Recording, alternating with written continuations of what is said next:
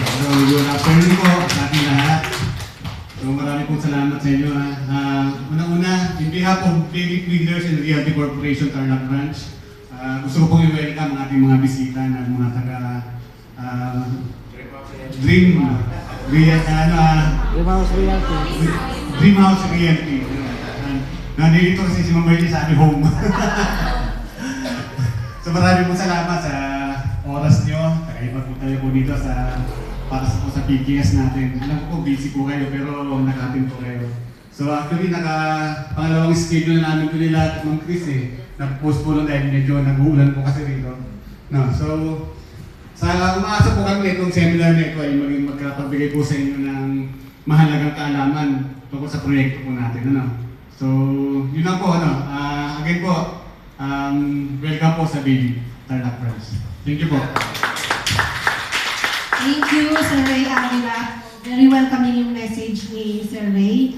Ngayon naman po, para sa opening remarks, para sa opening remarks, narito po ang ating President and CEO, Mr. Felix T. Guerrero Jr. Kompleto yun.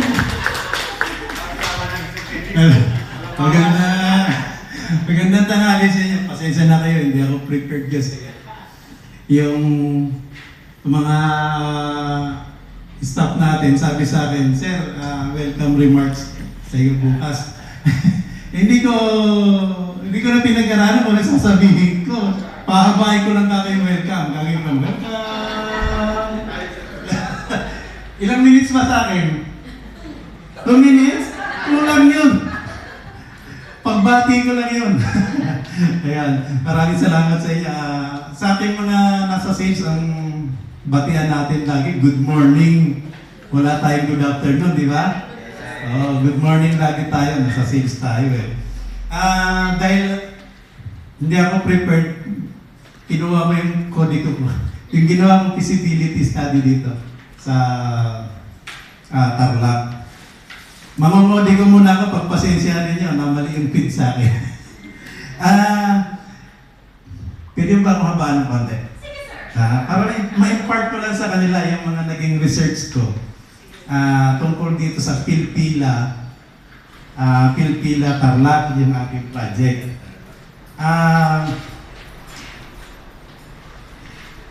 Yung aware na ba kayo kung paano nagsimula si Billy? Hindi pa, no? Kasi kailangan pag kayo makausap natin yung client, kailangan makilala nila, sino ba si Bailiff? Ayun, kailangan maintindihan nila para magtiwala sila. Kailangan may pakilala natin ng maigi. Sino si Bailiff? Kasi tayo, middleman tayo. Paano magtitiwala si client kay developer? Ang dami-daming developer na bogus. Baka sabihin nila, baka isa rin niya sa bogus, di ba? Kaya kailangan, ipakilala ko muna sa inyo, si Bailiff. Si Bailiff po, ang ating wife at ako ang nagsimula kasama ng ilang kaibigan. Galing din kami sa isang developer. Tapos, hindi kami nagkaroon ng magandang relasyon dun sa developer. Humiwalay kami. Doon nagsimula si Philip. Ang nagsimula talaga apat na tao. Yung Lemery, kung napuntahan na ninyo, yun ang unang project. Nagsimula kami walang-wala. Para mabigyan ko lang kayo ng konting background. So, si Philip nagsimula sa inutang na 200,000. 200,000 lang ang pinagsimula ni Philip. Utang yun. Meron kaming kaibigan na engineer na kinausap namin maigi. So pumayag siya magpairam sa amin ng 200,000. Pero yung 200,000 yung ginawa ko ng kontrata. Pinapirma ko siya, tapos pinanotary ko, pero hindi ko siya binibigyan ng kopya. Kasi hindi ako sigurado kung mababayaran ko. Pero that was May of 2021. Dumating yung July na pangako ko sa kanya, nabayaran ko siya. Si Philip po nagsimula sa Lemery. Sa Lemery po, wala kaming opisina. Sa ilalim ng unang puno ng mangga kami nagtatransact. At ang unang-unang benta namin, doon mo namin pinicturan. Sa ilalim na ng puno ng mangga. Walang opisina. Ang sabi ng isang agent, paano natin i-close ang deal kung wala tayong office? Eh siyempre ako, nga pala, no? Bakit nga ba? O sige, utang muli kami. So, tapos, dahil kaka-resign ko lang nun sa gobyerno, bago ako umalis, nakapag-loan pa ako. So, napagsama-sama namin, nagpatayo tayo ng office. Yung nakita niyo yung office doon, sa Lemery, yun yung unang pinatayo namin. Dumating naman yung panahon na ubos na yung mga inutang namin. Eh, hindi pa na-finish. Sabi ko doon sa isang kasama namin, sabihin mo na yun sa mga tao, yung mga construction workers, hanggang Sabado na lang tayo, hiwa-hiwalay na tayo. Kasi wala talaga, puro utang na tayo eh. Wala namang bumibili. Ano yan, sinabihan ko siya ng Wednesday, o hanggang Saturday na lang tayo. Pagdating ng Friday, may bumili. Cash. Worth 3 million. Cash po yun. Eh hindi na umabot ng Sabado, nagtuloy-tuloy yung trabaho. After 2 weeks, bumili ulit siya. Worth 2 million. So nabili niya 5 million ang halaga. Na na cash. Ganon kaano ang Diyos eh. Yung tipong susurrender ka na, bigla ka niyang inangat. Sabi ko, siguro, meant to be talaga tayo maging developer dahil niligtas tayo ng Diyos. So, yun na po, tuloy-tuloy na po. Sumunod na po yung Amadeo, Naik, Tarlac. Hopefully, dun sa Naik, meron tayo mabuksan ulit. Halang din siya, likod ng Halang High School. Alam mo yun? Yun, likod nun.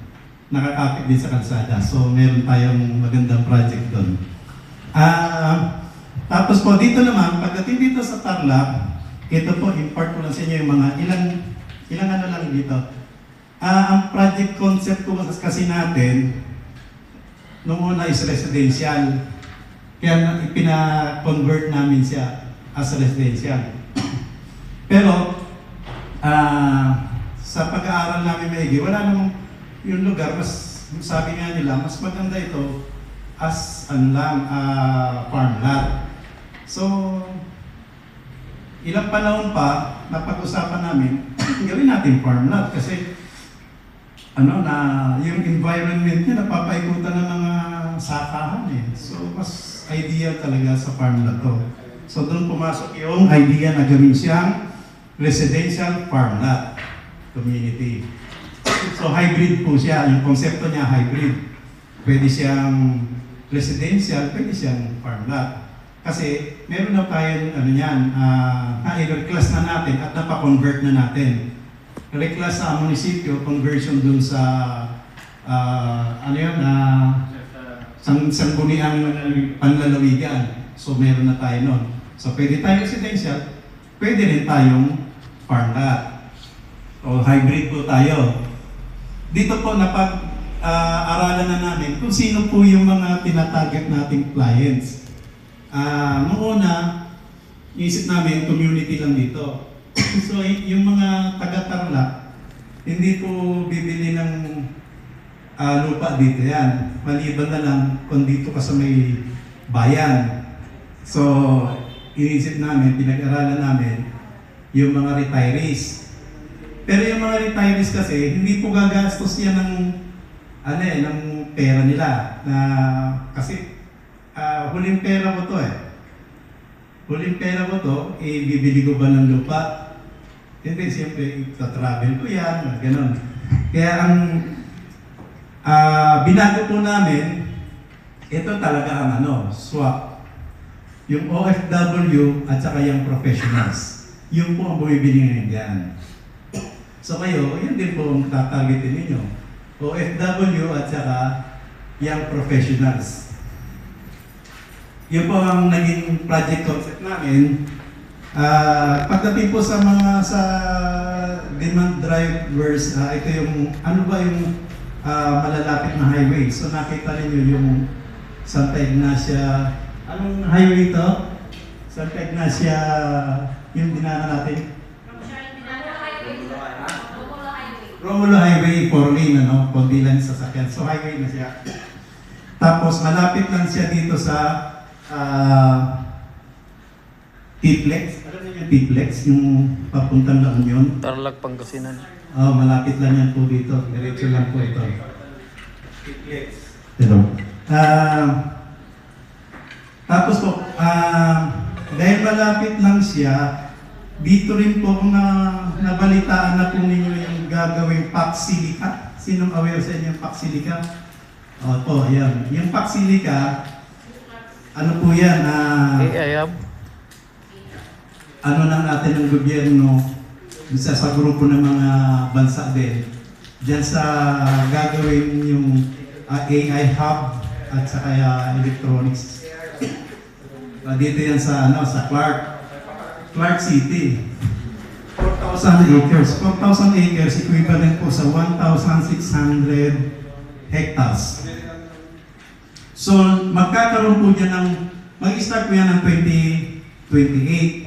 Magkakaroon po yan ng maraming empleyado.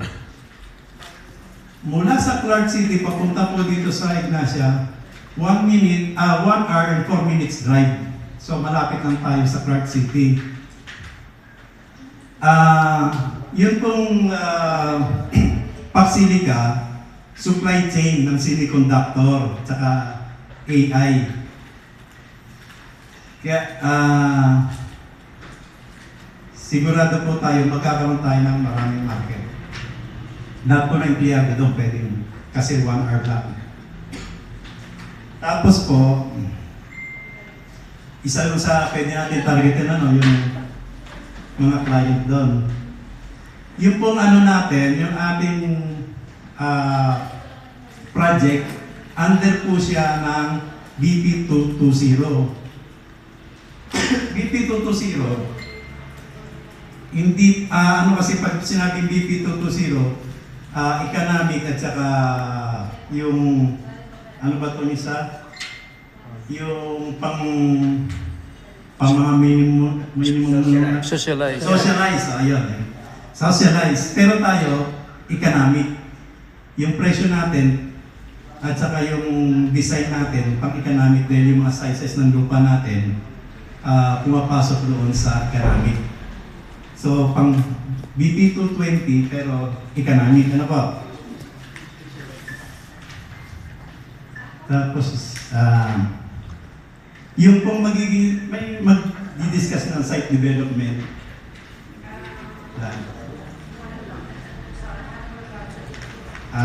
Bigyan mo na. Yung nagiging development natin dyan, siyempre, ang ating kalsada dyan, yung main road, 10 meters. 10 meters, tapos yung mga maliliit, merong 8, merong 7. Yung inclusion po dyan, yung drainage system natin, at saka yung electrical, water system, landscaping, signage and street lighting. Tsaka meron tayong mga open space para sa amenities. So, kompleto naman po tayo kung ano yung hinihingi ng batas. Sinusunod po natin yan. Katulad po dun sa halang sa nahig. So, ganoon din po tayo.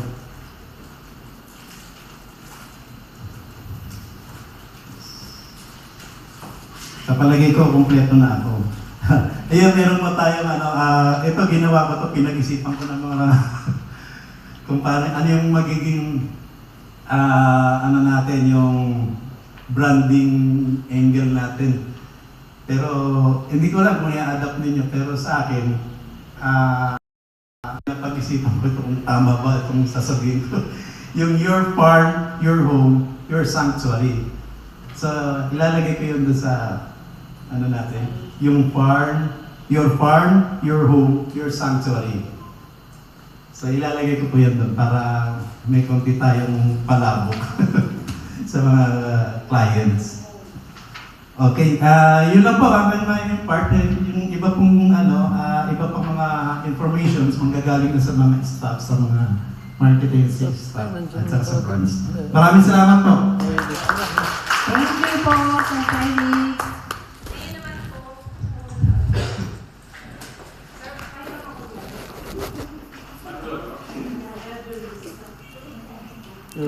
Sorry. Hello? Ngayon naman po, para po sa ating company overview at project presentation, let's all welcome our NAIC team, Ma'am Jonaline, Ma'am Chris, Sir Dave, Sir Jaker, kasama po ng ating accounting staff dito sa Tarlac, Ma'am Shaina.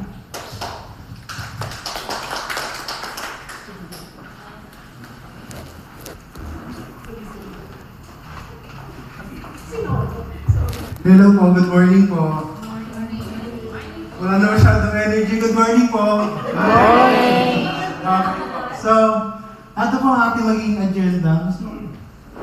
So, about po sa Bailiff Tarlac project na nagkaroon na po ng pahapyaw na discussion sa Sir Felix, and landmarks and proximity, maps and price lists, permits, mode of transportation, promos and clients incentives, sample computation, agents commissions, and also yung Q&A natin and virtual tour. So sa Q&A natin, kailangan natin makinig talaga kasi meron tayong question and answer. Then meron po tayong mga prizes. Tama po ba mo na? Okay. So start po tayo sa Developer, Bailey. sa Bailey po natin. So ang ano po natin ng President CEO, si Sir Felix T. Guerrero Jr. and ating Sales and Marketing Director, Ma'am Merly A. Guerrero po. So, nabuo po si Bailiff noong May 18, 2021. Next po. So, ito po yung ating project po doon sa una nating pinuntahan, yung ating population list. Na ngayon po ay meron na po siya mga development kung nakita po natin kanina po. Next po is yung ating Pilpila po. Ito po yung pangalawa nating pinuntahan na meron na pong kubo. Yun po. Next po.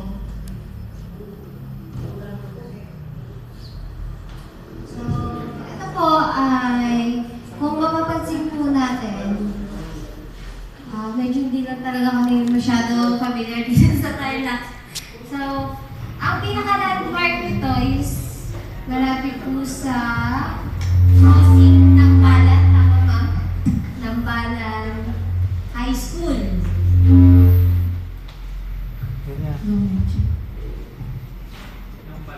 Ng Balan. So, yan po yung pinaka-landmark natin. So, papasok po siya. Doon po papunta yung Pilpila Leisure Farm. Next po. Nambala. Lambalan. Ikaw na. Sige, ako na lang po mag-discuss since mas familiar po ako sa lugar. Kasi taga dito po ako. So, yan po yung gano'n siya, yung proximity po ng ating Bailiff Leisure Farm papunta po dito sa office natin. So, bale, parang gano'n din po kanina, yung dinaanan natin from office to crossing ng Balan and then didiretso po tayo. Nasa 10 minutes po siya. So, nasa 6.1 kilometers po siya. Yung proximity po niya. Next po. So, dito naman po ang mga malalapit po na ano natin sa office. Meron po tayong mga establishments, meron po tayong Save by Supermarket and then malapit din po sa Santa Ignacio Public Market. And kung makikita niyo po kanina, bago lang po yung sa Jollibee natin and then meron din po tayong ongoing construction na Mang-Inasal po. Ayan. So, nasa 10 minutes away from Bailiff Leisure Farm property po siya. So, malapit lang po. And then next po.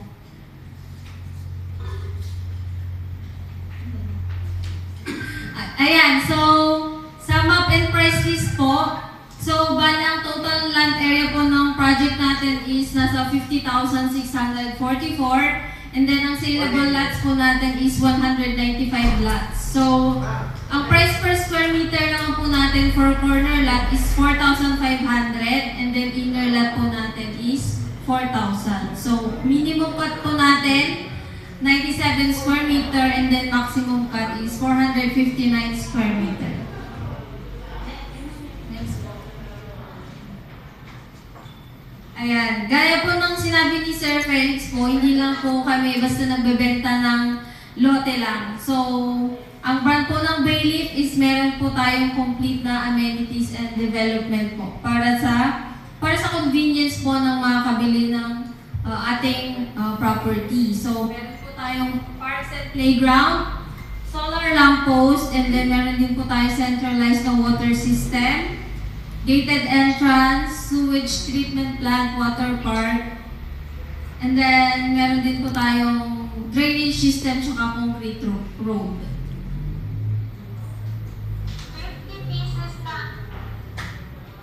Ayan po, yung magiging design po ng ating property pag nag-start na po ang ating development. So, meron tayong main gate, concrete road, may playground, may water park, o yung nakikita nyo po dun sa map kanina na maluwang na pond. So, magiging water park po yan. So, yung i-develop po ni Bayleaf yan. And then, meron din po tayong park.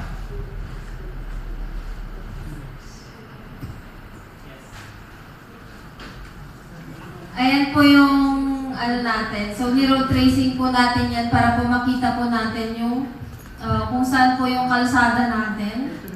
Ayan po. Next. Bali po ang itsura niya. Di ba, pag napansin niyo po dati, para po yung rice terraces. Pero, inano po namin yan, ni-road trace po natin, tapos ipinatag po natin yung property para po mas makita natin kung hanggang saan yung sakop ng property. So, yan po yung nakapatag dyan. Ganyan po kaluwang yung ating property sa Bayleaf Leisure Farm. natin kanina, ma? Yes, sir. Yan po. Hindi na pinapansin nila. Ito, sir. Bale, dun sa bandang pataas, sir, kanina.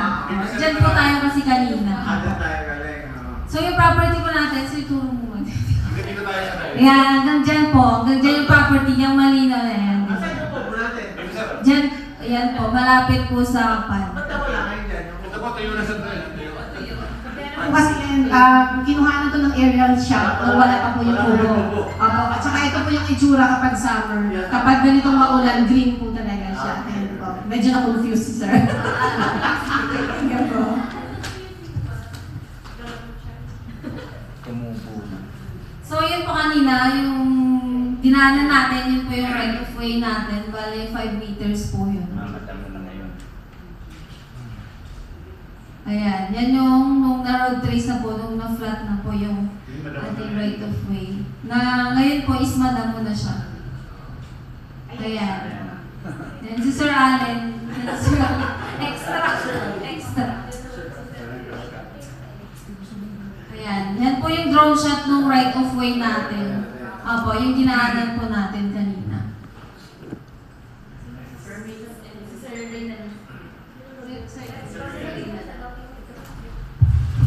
Sa mga documents po natin, kumpleto naman po tayo. So ito po yung mga documents natin. So meron na po tayo yung no objection. Kasi ito po yung, ito yung ano pa last year pa to eh. Ito yung old pa natin yung mga business permit. Hindi pa na-update. Next. Then, yun naman po yung natin, yung sangguniang bayan ordinance po. Kumpleto natin po tayo dyan. Tapos yung locational clearance, zoning certificate.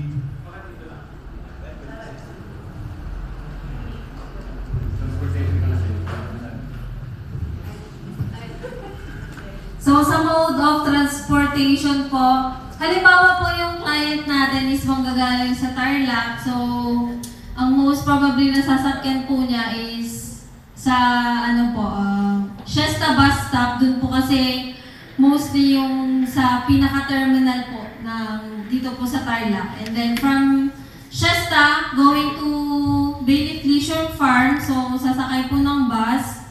And then, pagdating po sa Nambalansan Ignacio Tarlac, doon po mag-stop, doon po sila bababa and then sasakay po sila ng tricycle papunta doon sa right of way.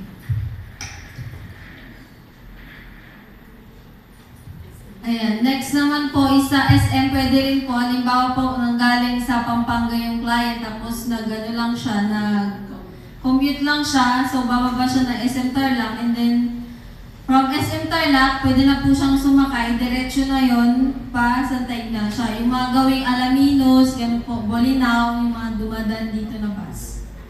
And then, dire-diretso, and then bababa po ulit dun sa gawing Nambalan High School, and then magta-tricycle po papunta sa ating project. So, if ever naman po, pwede naman po na dumiretso na lang yung mga client natin dito sa opisina, and then sasamahan na lang po namin sila para mag-tripping, para hindi na rin po sila ma-hassle, para isang sakay na lang po. Ayan.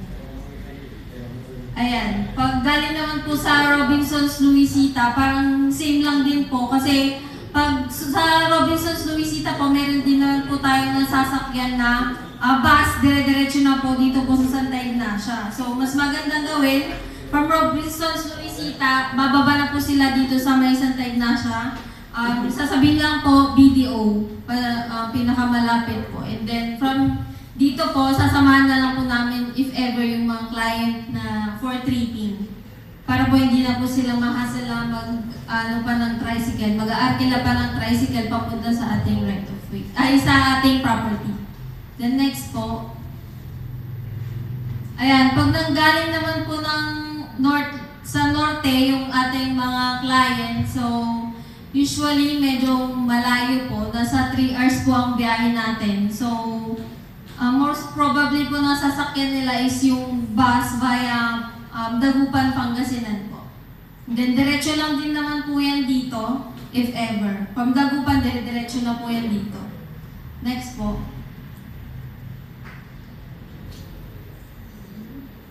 Ayan.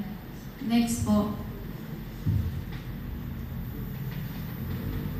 Ayan. Pag galing naman po ng Baguio, so, ayan. So, ang sasakyan po nila is bus via Philippine Rabbit. Next. Yan na.